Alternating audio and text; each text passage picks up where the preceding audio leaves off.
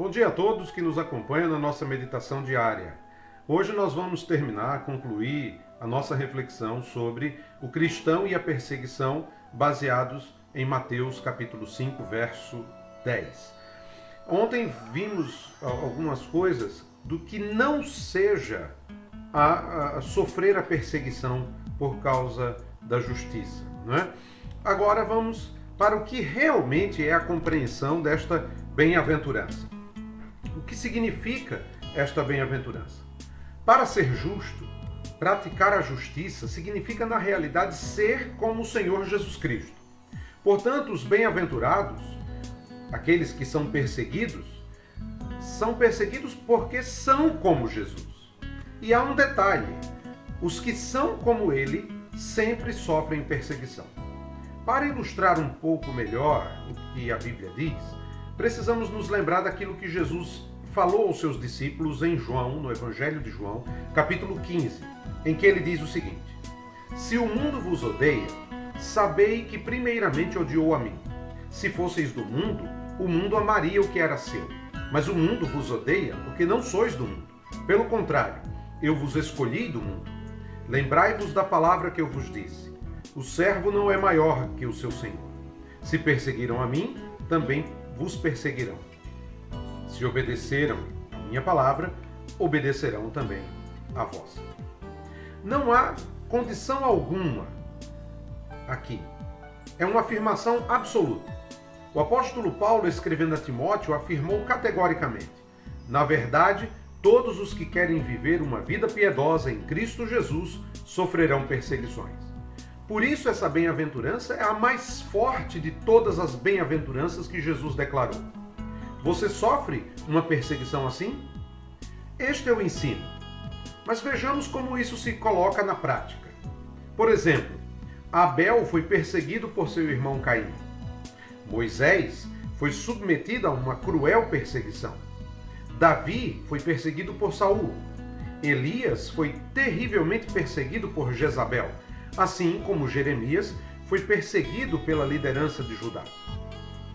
Lembram-se da história de Daniel e como ele foi perseguido pelos seus adversários só porque orava? Cada um destes homens justos no Antigo Testamento referenda o ensino bíblico.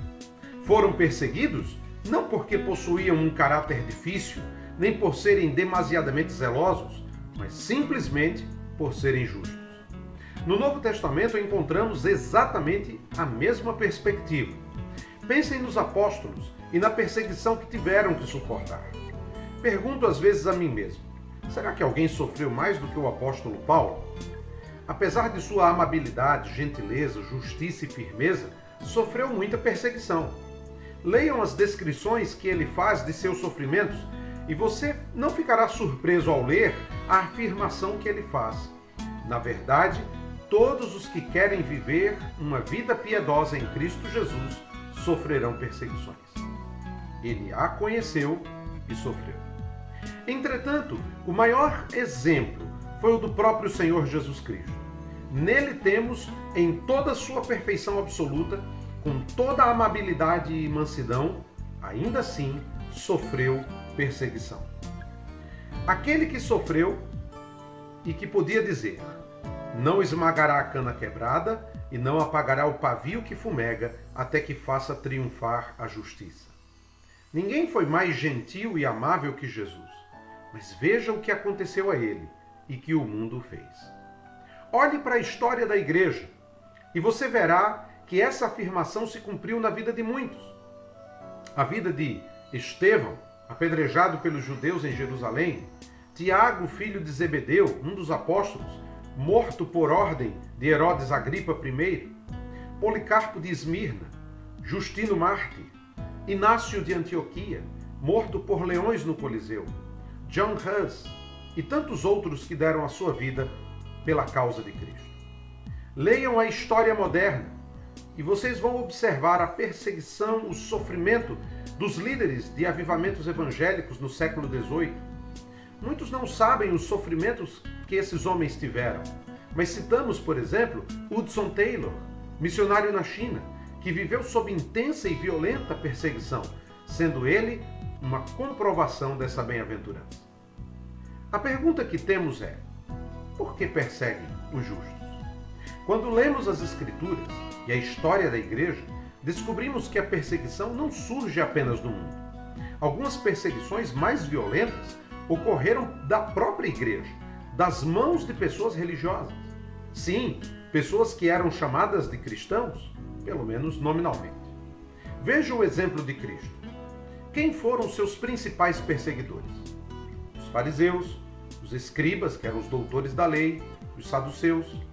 Os primeiros cristãos também foram perseguidos pelos judeus.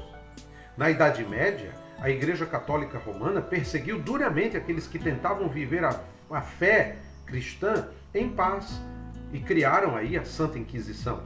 Santa, entre aspas. Assim também ocorreu com os primeiros puritanos na Inglaterra, que pregavam a palavra de Deus e foram perseguidos pela Igreja Oficial. Este é o ensino da Bíblia e da história da Igreja, de que a perseguição pode vir tanto de fora como de dentro. E infelizmente isso ocorre também dentro da Igreja, atualmente, principalmente quando alguns tentam voltar à simplicidade do Evangelho. E outros preferem viver na tradição, mesmo que essa tradição, às vezes, vá contra os princípios de Jesus Cristo. Precisamos compreender essa verdade.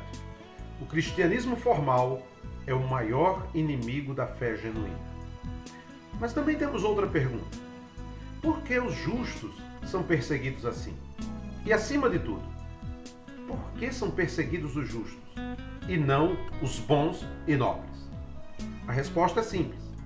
Os bons e nobres são poucas vezes perseguidos porque às vezes representam as pessoas em seus melhores momentos. Ou seja, muitas vezes pensamos assim: eu também posso ser como esta pessoa. Nós admiramos porque é uma maneira de falar sobre nós mesmos. No entanto, os justos são perseguidos porque são diferentes. Por isso os fariseus e os escribas odiaram o nosso Senhor Jesus. Não foi porque ele era bom, mas porque ele era diferente. Havia algo nele que os condenava.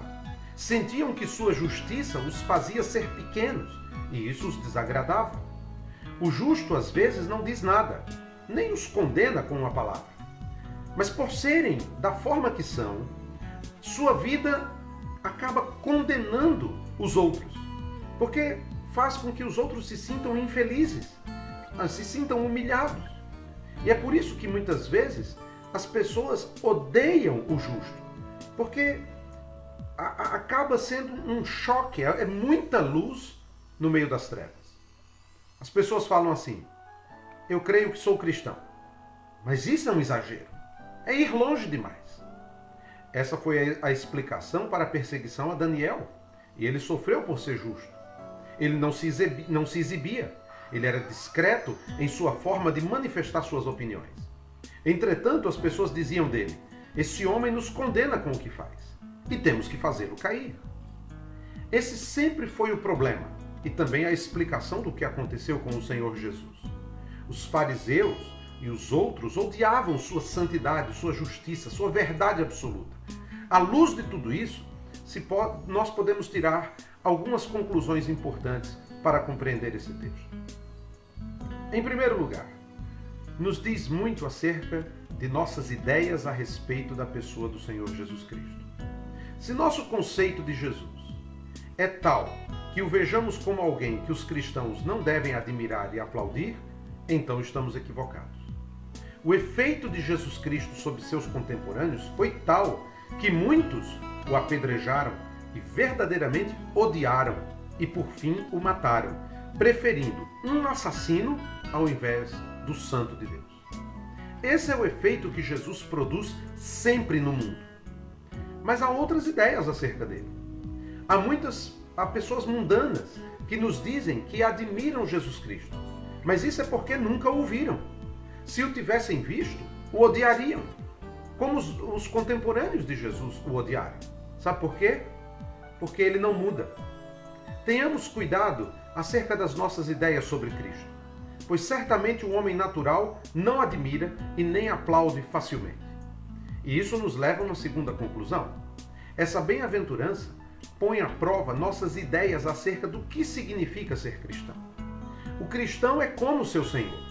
E por isso o Senhor diz a ele: ai de vós, quando todos vos elogiarem, porque os antepassados deles fizeram o mesmo com os falsos profetas.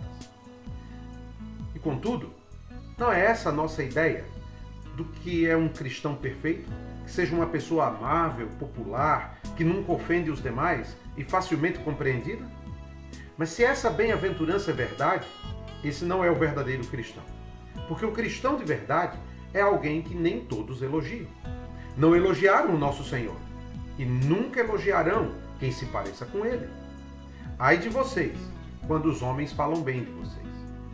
Fizeram o mesmo com os falsos profetas, mas não com a pessoa de Cristo. Há uma terceira conclusão, e é a seguinte: o homem natural, ou seja, a pessoa não regenerada, é inimigo de Deus. O apóstolo Paulo fala isso de forma clara sobre a mentalidade desse ser humano sem Cristo. A mentalidade da carne é inimiga de Deus, pois não está sujeita à lei de Deus, nem pode estar. Embora fale de Deus, na realidade o odeia. Mas como? Poderia alguém questionar. É simples. O Deus que ela fala é um feito à sua imagem e semelhança. Um Deus descaracterizado, que se adequa às suas opiniões pessoais e que não interfere na vida humana. Entretanto, quando essa mesma pessoa olha o Deus das Escrituras, o Senhor e dono de todas as coisas, que interfere e muda mentes e corações, que confronta os pecados e que chama ao arrependimento, o homem não regenerado vai odiá-lo intensamente. Por isso, quando o Filho de Deus veio à terra, o odiaram e o mataram. Essa atitude segue a mesma ideia até hoje. E, finalmente, o novo nascimento é uma necessidade absoluta, sem a qual ninguém pode ser chamado cristão. Ser cristão, no termo mais profundo da palavra, é ser como Cristo. E ninguém pode ser como Cristo sem antes mudar completamente. Nós devemos deixar a velha natureza para trás, aquela que odeia Cristo e sua justiça. Necessitamos de uma nova natureza, a natureza que ama Cristo e deseja ser como Ele. A questão é simples. Se alguém tenta imitar a Cristo, recebe elogio do mundo. Mas, se alguém é semelhante a Cristo, então o mundo o odeia. Compreendeu a diferença? Imitar a Cristo é uma coisa. Ser semelhante a Cristo é outra, totalmente diferente. Por isso eu quero terminar com uma pergunta. Sabemos de fato o que é ser perseguido por causa da justiça? Essa é uma pergunta que nós deveríamos nos fazer. Para chegar a ser como Cristo, temos que chegar a ser luz. A luz sempre dissipa as trevas, e por isso as trevas odeiam a luz. Não precisamos ofender ninguém. Não precisamos fazer loucuras. Não precisamos ter medo nem mesmo de exibir nossa fé. Não precisamos atrair a perseguição. Basta ser simplesmente como Cristo.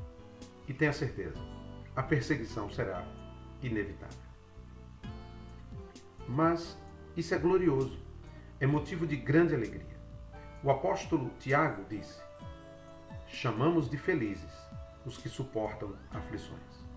O apóstolo Pedro também declarou: mas ainda que venhais a sofrer por causa da justiça, sereis abençoados. Não temais suas ameaças, nem vos alarmeis. Se alguém se vê perseguido por causa de Cristo, por causa da justiça, em certo sentido, conseguiu a prova de que, de fato, é um cristão, um cidadão do reino do céu. Como disse Paulo, pois, por amor de Cristo, vos foi concedido não somente crer nele, mas também de sofrer por ele. Que Deus te abençoe, que você tenha um dia abençoado e que você possa refletir sobre o que de fato significa ser cristão. Até amanhã e um ótimo dia.